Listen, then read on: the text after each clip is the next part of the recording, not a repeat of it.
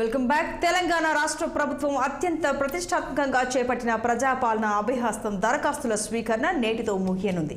ఎన్నికలకు ముందు ఇచ్చిన హామీలను అమలు చేయడం కోసం కాంగ్రెస్ పార్టీ అధికారంలోకి వచ్చిన తర్వాత మహిళలకు ఉచిత బస్సు ప్రయాణాన్ని కల్పిస్తూ నిర్ణయం తీసుకుంది. ఆరోగ్యశ్రీ పరిమితిని 10 లక్షల రూపాయలకు పెంపు చేసింది.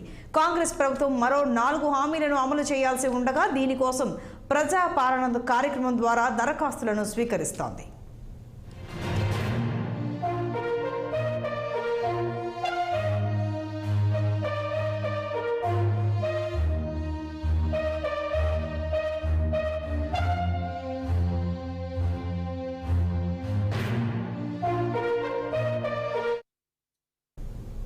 ఇక ఈ అంశానికి సంబంధించి మరింత సమాచారం మా ప్రతినిధి అయ్యప్ప లైవ్లో అందిస్తారు. అయ్యప్ప చెప్పండి. రహీం చెప్పండి, నేటితోటి దరఖాస్తుల స్వీకరణ ముగింపు అని అంటున్నారు, మరి పొడిగించే అవకాశం కూడా లేదని తేల్చి చెప్పేసినట్టుగా తెలుస్తోంది. ఈ వివరాలు ఏంటి? Right Santosh, good afternoon. ఏదైతే తెలంగాణ రాష్ట్రంలో కాంగ్రెస్ ప్రభుత్వం ఏర్పాటు చేసిన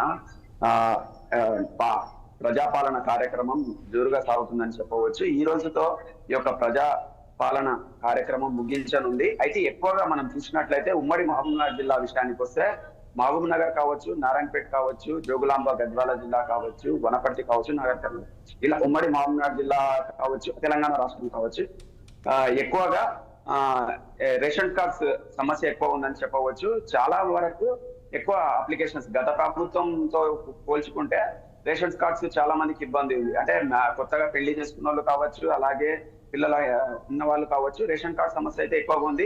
గృహలక్ష్మి కావచ్చు, ఇలాగే రైతు భరోసా కావచ్చు, ఇలాంటి సమస్య ఎక్కువ ఉంది. ఈ రోజు చివరిగా ఉండడం కావడంతో మనం ఇప్పుడు ప్రజాపాలన భాగ్యంగా మనం ఇక్కడ ఉన్నాము. మనతో కొంతమంది అప్లికేషన్స్ ఇవ్వడానికే వచ్చారు. వారిని కూడా అడిగి తెలుసుకునే ప్రయత్నం చేద్దాం.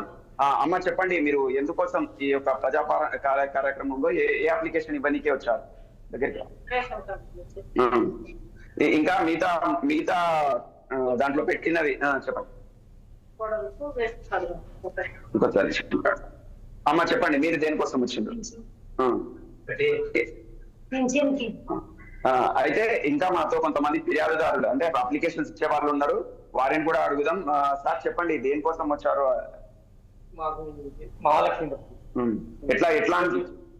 ఎట్లా అనిపిస్తుంది? కొత్త ప్రభుత్వం ఏర్పాటు అయింది, ప్రజాపాలన అనే కార్యక్రమం పెట్టారు, ఎట్లా అనిపిస్తుంది? మంచిగా అనిపిస్తుంది. తప్పకుండా ఈ కాంగ్రెస్ ప్రభుత్వంలో న్యాయం జరుగుతుంది. Okay, right Santosh.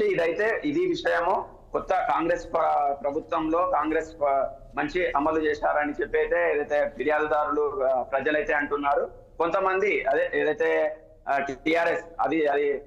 TRS party వాళ్ళైతే, ప్రతిపక్షాలైతే ప్రజల్ని మభ్యపెట్టడానికైనా ఈ యొక్క కార్యక్రమం చేస్తున్నారు, ఈ యొక్క కార్యక్రమం చేపట్టారని కాంగ్రెస్ పార్టీ వాళ్ళు చేపట్టారని అయితే ప్రతిపక్షాలు అయితే అంటున్నారు. Santosh. Right Rahim, thank you.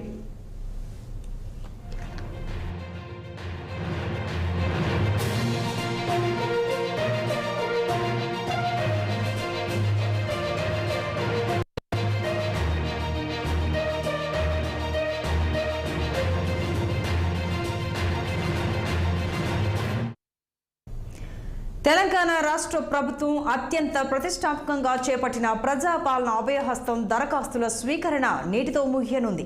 ఎన్నికలకు ముందు ఇచ్చిన హామీలను అమలు చేయడం కోసం కాంగ్రెస్ పార్టీ అధికారంలోకి వచ్చిన తర్వాత మహిళలకు ఉచిత బస్సు ప్రయాణాన్ని కల్పిస్తూ నిర్ణయం తీసుకుంది. ఇక ఆరోగ్యశ్రీ పరిమితిని 10 లక్షల రూపాయలకు పెంపు చేసింది. కాంగ్రెస్ ప్రభుత్వం మరో 4 హామీలను అమలు చేయాల్సి ఉండగా దీనికోసం ప్రజాపాలన కార్యక్రమం ద్వారా దరఖాస్తులను స్వీకరిస్తోంది.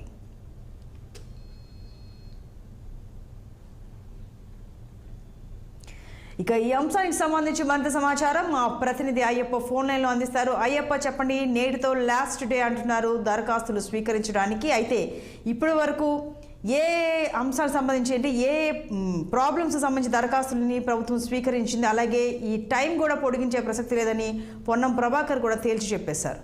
వివరాలు.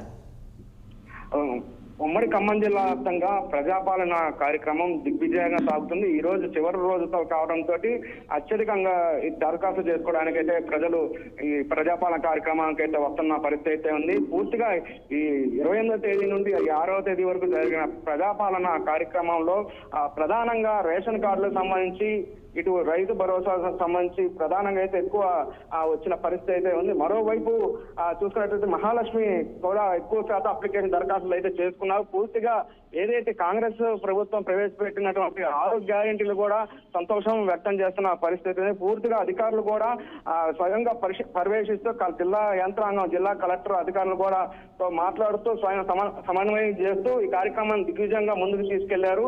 ఎక్కడ అంటే వాళ్ళకి ఏమేమి అపోహలు ఉన్నా సరే అధికారులు వాటి గురించి పూర్తిగా పరిశీలించి వాళ్ళకి ఏ విధంగా దరఖాస్తు కావాలో వాటిని అందించడం జరుగుతుంది. అదే విధంగా ఆ ఆధార్ కార్డు ఇది లేకపోయినా సరే అంటే ఆంధ్రప్రదేశ్ గతంలో ఉమ్మడి ఆంధ్రప్రదేశ్ లో ఉన్నటువంటి తెలంగాణ మారినటువంటి కూడా కొంతమంది వ్యక్తులు కొన్ని అపోహలు కూడా క్లియర్ చేస్తూ ఈ రేషన్ కార్డులకు సంబంధించిన కూడా ఈ ప్రజాపాలన కార్యక్రమం అయితే దిగ్విజయంగా సాగుతుంది. జిల్లా వ్యాప్తంగా ప్రజలు అయితే వినియోగించుకున్నారు. ఏదైతే కాంగ్రెస్ పార్టీ 6 గ్యారెంటీలకి ఖచ్చితంగా అమలు చేస్తామని కూడా ఇటు స్థానిక ఎమ్మెల్యేలు స్వయంగా చెబుతున్న పరిస్థితిని జిల్లా మంత్రివర్గంలో ఏదైతే పొంగులేటి శ్రీనివాసరెడ్డి, బట్టి విక్రమార్కతో పాటు తుమ్మల నాయుడు స్వయంగా ఆ ప్రజాపాలన కార్యక్రమాల్లో ప్రవేశిస్తున్న పరిస్థితి మనం చూస్తున్నాం ఇక్కడ.